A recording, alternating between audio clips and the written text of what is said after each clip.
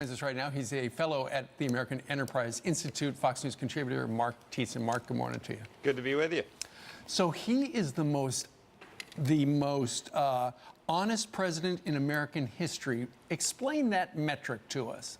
Well, so I mean, it's obvious that the president takes liberties with the truth, though he was certainly right about Elizabeth Warren, that's for sure. But, you know, when you look at the real barometer of presidential truthfulness, which is promise keeping, he's probably the most honest president in American history. For better or for worse, whether you agree with his policies or disagree with his policies, he's done exactly what he said he would do as president. He promised to move the U.S. Embassy in Israel to Jerusalem and recognize it as a capital. Three of his predecessors promised to do that. He's the only one who delivered. He promised to destroy ISIS. He has virtually eliminated ISIS's physical caliphate.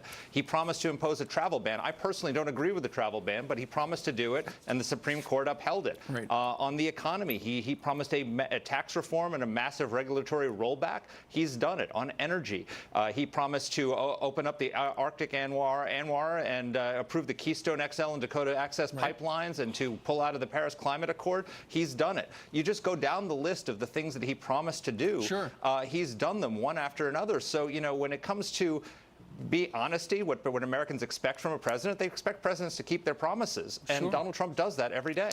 And, you know, and for the things that he has not been able to achieve, like the wall or repealing Obamacare, you know, he's tried hard, but he's in Washington.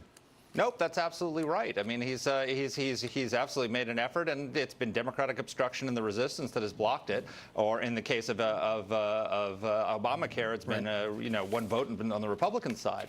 And then when he has pulled back on a campaign promise, like pulling all troops out of Afghanistan, it was after a careful review. If you read Bob Woodward's book, it's very comforting. He took a very careful review where he spent a lot of time grilling his generals and came to the conclusion that he had been wrong. That's what you want a president to be able to do. Well, with all those successes, his job approval number has been going up.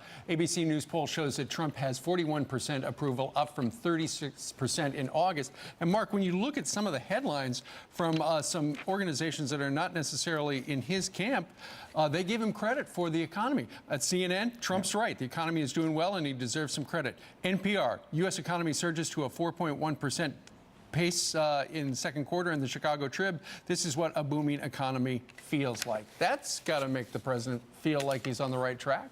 Absolutely, but here's the thing. So the economy is rising, 4.2% economic growth, you know, best manufacturing job growth in 23 years, lowest unemployment claims in 23 years. The economy is booming, but his approval rating is not.